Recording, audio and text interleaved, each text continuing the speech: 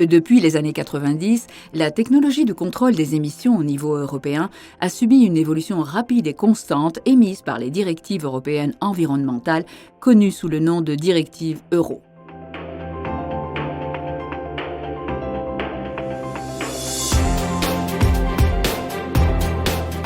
La fonction de toutes ces directives est de réguler l'émission de gaz polluants de tous les véhicules neufs vendus au sein des pays de l'Europe. Ces directives fixent également les niveaux maximums de gaz polluants autorisés pendant les contrôles périodiques obligatoires auxquels tous les véhicules circulant sur le territoire européen sont soumis. L'application de ces directives a mené à d'importants changements technologiques sur les véhicules tout au long des années, dont entre autres la création de moteurs plus efficaces et plus propres grâce à l'utilisation de systèmes de contrôle des émissions plus sophistiqués. Ces 20 dernières années, l'évolution technique des systèmes de contrôle des émissions polluants des automobiles a été de plus en plus stricte, et ce sont les moteurs diesel qui ont le plus bénéficié de cette avancée technologique.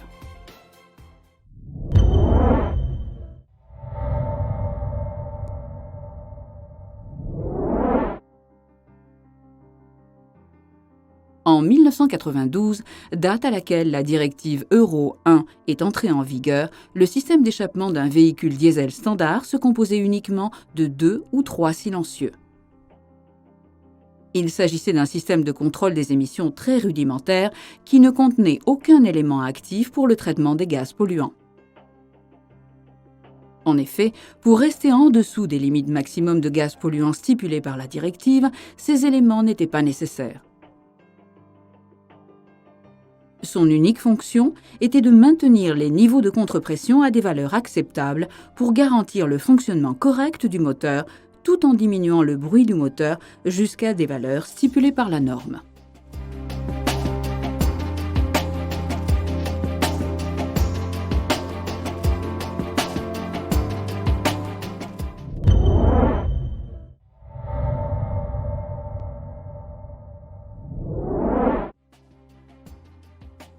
Les années passent et en 1996, la directive européenne Euro 2 entre en vigueur.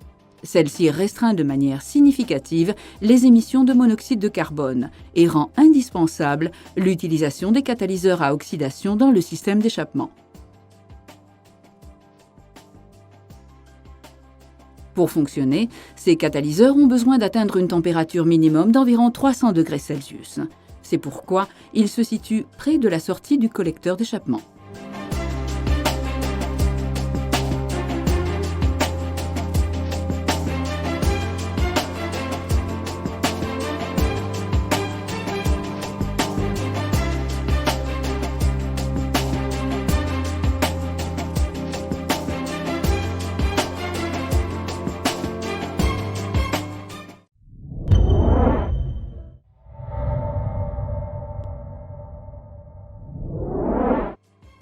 Quatre ans plus tard, en 2000, la directive Euro 3 entre en vigueur. Cette directive diminue une fois de plus les limites maximum de monoxyde de carbone, CO, et pour la première fois, sépare les valeurs des oxydes d'azote, NOx, de celles des hydrocarbures imbrûlés, HC, en plus de diminuer encore une fois la limite maximum autorisée d'émission de particules solides dans l'atmosphère. Avec cette norme, les gaz commencent à être mesurés à partir du moment où le moteur démarre, et non pas 40 secondes après, comme dans le cas des normes antérieures. Ceci force les fabricants à construire des systèmes d'injection plus perfectionnés afin de pouvoir répondre à ces exigences. Les premières sondes lambda apparaissent dans les véhicules diesel.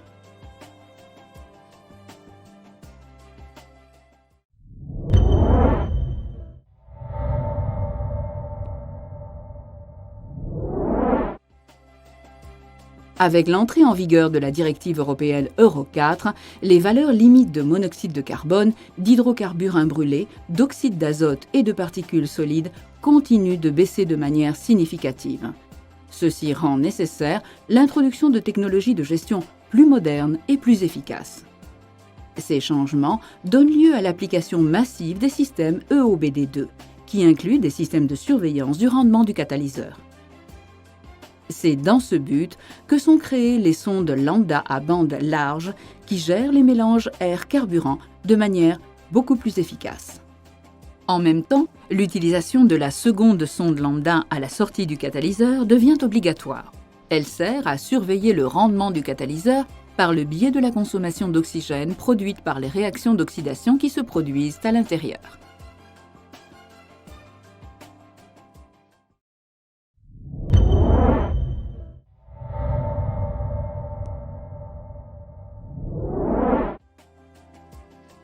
Quatre ans plus tard, en 2009, la directive Euro 5 entre en vigueur. Celle-ci met un accent particulier sur la réduction significative des limites d'émission des particules solides dans les gaz d'échappement. Pour atteindre cet objectif ambitieux, les filtres à particules diesel, également connus sous le nom de DPF, apparaissent. Leur fonction est de retenir les particules solides dans leurs filtres pour ensuite les brûler régulièrement et les transformer en dioxyde de carbone. Il faut signaler que malgré le fait que la directive Euro 5 officielle soit entrée en vigueur en 2009, la plupart des fabricants équipaient déjà leurs véhicules de système DPF.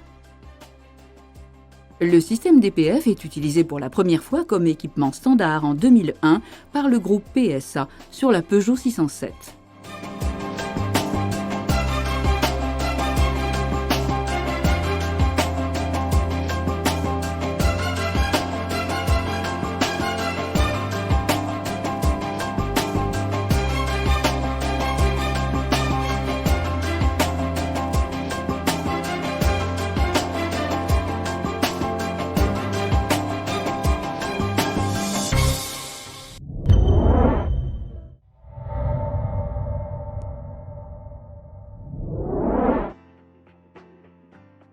En 2014, la directive Euro 6 entrera en vigueur. Cette directive se concentre sur la réduction importante des oxydes d'azote qui provoquent les pluies acides. C'est dans ce but qu'ont été créés des systèmes de contrôle des émissions modernes, tels que les systèmes SCR, systèmes de canalisation sélective par réduction des oxydes d'azote par le biais de l'urée. Ces systèmes sont connus sur le marché sous le nom de système SCR avec AdBlue. Ces systèmes transforment les molécules des oxydes d'azote en azote moléculaire N2, un gaz inoffensif présent à 78% dans notre atmosphère et en eau. Pour cela, on injecte AdBlue, un composé d'urée à 34% et d'eau à 66%, dans le tuyau d'échappement par le biais d'un injecteur juste en amont de la bague de mélange qui se trouve à l'intérieur du catalyseur SCR. Cette bague a une fonction importante, celle d'assurer que les molécules du liquide réducteur AdBlue se mélangent de façon homogène avant d'entrer dans le catalyseur de réduction SCR pour que la réaction se produise de la manière la plus efficace possible.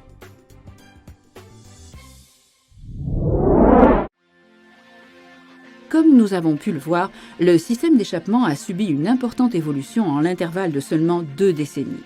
Il est passé d'un système purement mécanique très peu complexe, technologiquement, à l'un des systèmes les plus complexes et les plus avancés technologiquement de nos véhicules actuels. Cette évolution a également entraîné une augmentation significative du prix et de la difficulté de réparation de ce type de système, ce qui souligne aujourd'hui, plus que jamais, le besoin d'une formation technique continue et de qualité qui permet l'accès à l'entretien de cette technologie.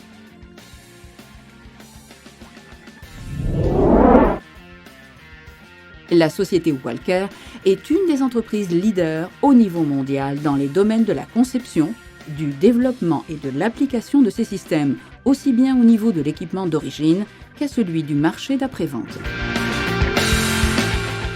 C'est pour cette raison, et également dans le but de faire connaître ces changements technologiques à tous les intéressés, que nous avons préparé cette brève vidéo.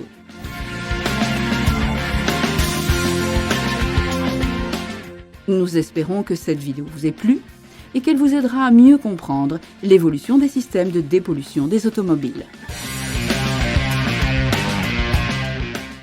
Make sure you come back to Garage Gurus CSI to see how we explain more warranty claims. We are Garage Gurus. Join our community. Follow us on social media. Thanks for watching this video. The video description contains all the relevant links. Don't hesitate to like, subscribe, and be notified when we post new content. Also, check out our Garage Gurus online course catalog